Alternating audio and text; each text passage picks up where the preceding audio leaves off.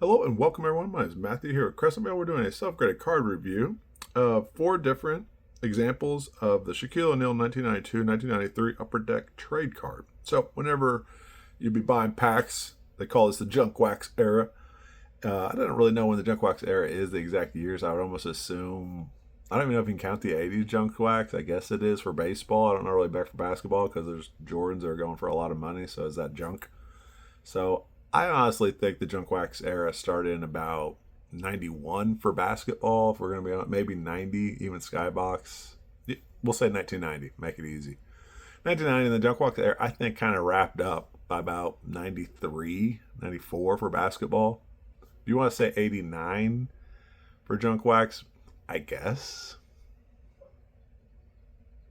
Maybe, I don't even consider 88 because those Jordans are going for some money, so that's not really junk. These Shaqs have been probably overprinted. Now we have no idea what the print run is on these. The value of these cards have been going up recently. It's one of the reasons why I picked up some of them. Shaq's been having a good run recently. And even if Shaq dips, goes back down a little bit, he's still a good long-term hold. 1/4 chips, super kind of prevalent. So I look at his cards of holding good value over time. Just not only, I put him in like the GOAT conversation for centers. Maybe not like, I don't know if I put them in top 10, top 20, definitely top 20 overall. I think it's tough whenever you have like Kareem. We have a Kareem card coming up soon. When you have like a Kareem, he's one of the best centers. And does he get top 10 status over Shaq because he has more rings? Possibly. But he was not near as dominant. That is for sure. Kareem was more of the silent assassin with that silent hook or that sky hook shot. Quick disclaimer. Every video, all videos, before we get into the grades. I cannot guarantee the grades that we give during this video will cross over other grading companies, and I cannot guarantee that the grades I give will increase or decrease the monetary value of the card. And that's really for people who are reselling. When I say the increase or decrease the monetary value of the card, that's if you purchase it and you want to resell it, and you're like, well, when and where will the Crescent Vale grading become more legitimized? We have graded, this will be the far left will be 223. Over 200 cards have been graded by myself now. So we start with 223 on the far left, 224, 225, 226. We put a number to every card. And another new thing I've been doing recently, you'll see it starting about 220 around there, is we have been doing web articles for every card graded. And then I was thinking to myself, like, is that really necessary to have a web page with the information, or can it just be within the YouTube video's description? And it felt like duplicative work. I don't like doing duplicative work. That's double work that I don't even know how much really I'm providing value to the consumer by doing the web article. I'm like, the YouTube video is a version of a quote-unquote web article. The description has all my information in it. So I was just like, just do the YouTube video. Quit doing web articles. What good value? No, I've never heard a single person be like, thank goodness you did the web article. And if you take it away, some people might be like, hey, where's the web article? I'm like, all the information's there in the YouTube. All the information's again in the eBay listing. So as far as textual information, and then YouTube, obviously, here on YouTube, you know it. But yeah, I'm going to cut back a little bit on duplicative work, and I think we can all agree on that. It's not totally necessary. It doesn't really add a lot of value to the consumer. And a lot of people don't go to the Crescent Vale website anyway, so I'm like, maybe just plug all those if we get any kind of people that do scan the back of the card case and it goes to a link. Just go to the YouTube video. And I think that's even better because you have to scroll to the bottom of the article to realize there's even a YouTube video made for the card. So I'm just going to do YouTube videos as far as, and I like the idea of giving some kind of, what would you call it? Proof, identifiable information. But yeah, you can kind of see back here, we do a QR code for cards. And instead of linking to the website, we'll just link to the YouTube channel. To be real honest, it's all the same information. And it will hopefully increase more views on the YouTube channel. Like, YouTube for me, I don't put a bunch of money and time into it. I'm kind of just like, it's cool. Like, watch the stuff. I don't put a lot of production time and value into these videos. You probably know that. Like, some people show their face. Some people try to do a whole bunch of stuff. I just hit the camera, hit the tripod. You know what? I think people like a genuineness more than a full production at this point. People are just like, give me you being you instead of you trying to impress me. I am 110% on board with that statement. If you're not, you want me to try to impress you. I'm sorry, I'm just not that guy. I do in some. There may be other areas, but not the YouTube videos. Really, I'm kind of like low fidelity. Just knock this out. Let's have some fun. So you'll see all that. It's what I do. It's Crescent Vale, Matt McGuire. It's all one and the same. Anyways, my beautiful wife helps me sometimes. We have number 223 on far left, 224, 225, and 226 on far right. And I've already taken a look at these cards. Far right is actually, it has a spot. You can actually see it right about here. White spot on the card. And it is not a piece of debris. It is an imperfection on the card. And also that far left card has a slight imperfection, ding, wear, light cornering, light whitening on the left bottom corner. That'll be all noted. Almost since we're talking about that, but we should really start with 223, and then we will just move over. What I like about doing these block sets of cards is you're like, okay, well, that card's better condition than that card. I mean, just by that sheer alone, be like, well, okay, if there's a spot on this card, far right, should have a lower score than the possible, lack of imperfections on far left. That's just straight up. Here's how the grades break down based on the quality of the cards. So I actually want to do bigger groups of cards, but I'm also realizing like these cards go for probably, I think, if you sold it raw right now, probably around $10, $5 to $10 on average. If you sold these raw and just boom, right out the door, it might get up to 15 right now. But if you grade it with a big grading company, it could go for hundreds, possibly thousands of dollars. So the way I'm pricing my model is not just straight up raw, because I'm giving you a little bit of a window into how could this play out into the grading companies. I can't guarantee any of that window and that insight and analysis is going to cross over. I'm just saying based on this look and feel of these, and then I cross-reference the grades quite a bit. But let's get into the grades. Enough talking. 7 minutes of talking. Oh my goodness, everybody's left at the 2.5 minute mark. A lot of people do that, by the way. That's fine. But I don't do any real grading in that time. I guess like most of my videos is one card and it's like 5 minutes and people watch for half the time. That's fine. You're missing out on the grade. Maybe just zoom forward. Just zoom through my videos. I am telling you, please zoom through them. Enjoy it. Or just listen to me and have fun. But zoom to the ends. Scale it back and say, okay, this is the final grades. For this one, it's a little bit longer. 4 cards. First time grading this card. No, wait, did we grade that? We graded this one. I have this one up here. And this is the one I had. This is what, so you got this card in the pack. You send it into Upper Deck.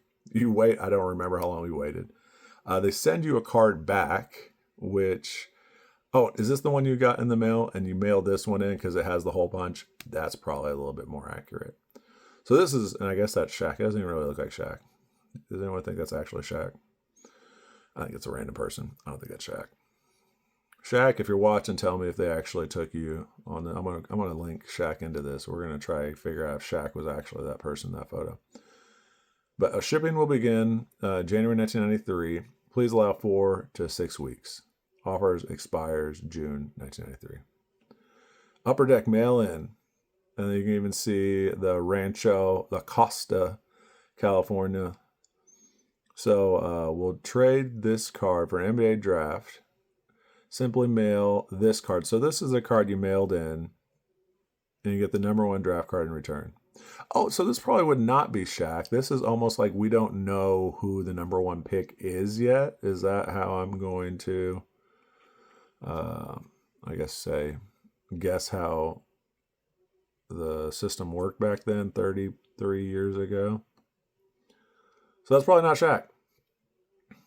I do like this kind of purple brick background. And whenever we do our YouTube thumbnails, I usually do a little splash of AI behind it with, the real photo of the card in the front. I'm going to do the brick background on this bad boy. Purple brick. Went 10 minutes, didn't grade a single card yet. Okay, So we have kind of just layer them nicely this way. We will get to these next. I bought this as a lot. Really appreciate the seller doing good business with me and keeping good care of his cards, because these are in excellent condition. Looking for any imperfections right now. I'd say like a faint micro scratch on the left, but it's really very faint and not very prevalent. Centering looks about a 10 for me. That's about as, what would you call that?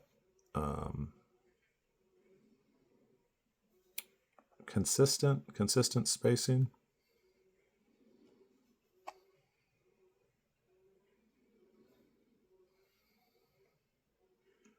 I think it's NBA draft logo. Bring that back. Somebody bring that back.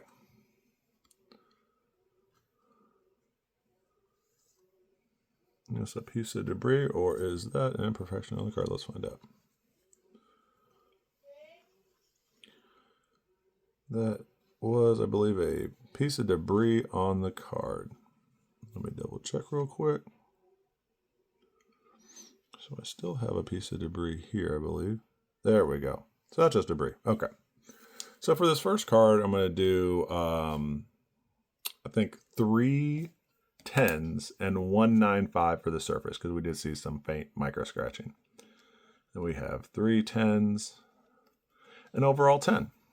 That is a rare 10. We have not done a 10 in a while. This 10 is on the rare side. And again, I kind of did look at these cards even before the video, so just to give you a heads up. Just a little bit of debris on the card, but we do always have to check to make sure there's no issues. All right. So the surface, very similar. It looks like an edge I have on the left side, a bit of a imperfection on the edge. So edges will probably go to 9. Corners, probably like 8.5, because that bottom left corner, it's the only one with like that much edges. Probably going to go 8.5, corners 8. Well, I mean, these other corners aren't as, 8 on the corners, edges 8.5. Centering, very similar to the last one. I could go 10 on centering, and surface, we will go 9.5. All right, we have an 8.5 and a 9.5. That average out to a 9. We have a 9 and a 10. That'd be a 9.5. And then a 9 to an 8. Let me see if I can finagle this differently. A 10 and an 8 would be a 9. So it'd be overall it's a 9. And you know, like with this bottom corner, is that an 8.5 or a 9? Do you see a lot of? So I'm gonna make a caveat. It might be an 8.5 because that, and then this edge. So I'm kind of leaning towards 8.5 because whenever I see that much wear on a corner, and that is number 224. I don't usually see the major grading companies give out 9s when there's that much wear on a corner. And that's just, you know, being honest. Let's see what we have for this one. So that probably last one was an 8.5. First one was a 10. We started off super strong. But we just have some debris here. Yeah. Okay, let's check. So a little bit again on that left side for edge. So let's see if we have any other edge situations. My wife was in the background a few minutes ago. I will be finishing this video up and then doing my husband duties here shortly. Corners, I think I have to go 8. Edges, 9. Centering, 9. And then surface,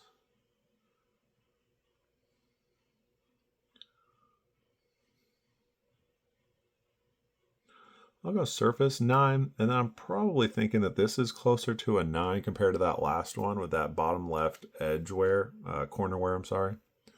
So just keep that in mind. 8.5 for that last one, 9 for the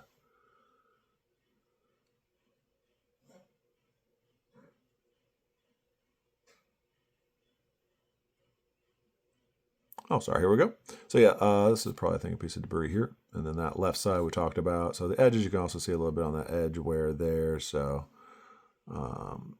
corners, I think it was this one down here. And this one's actually not even as bad as the previous one. 224. So edges for me on this one is about 8.5. I'm sorry, corners. Corners on this one is about 8.5. Surface, we'll go 8.5. Edges, is there a bit on that side? 9. And then centering, 9. So 2 9s, 2.85. So it's in between a 9 and an 8.5. Probably going 8.5. So now we have the first one was a 10. Second one was 8.5 probably, or a 9. Third one's a 9. And then the last one, 8.5. Well, thank you so much for watching. This has been fun. 16 minutes if you watched everything. But yeah, if you are busy, feel free to take off at any time. And just appreciate you watching.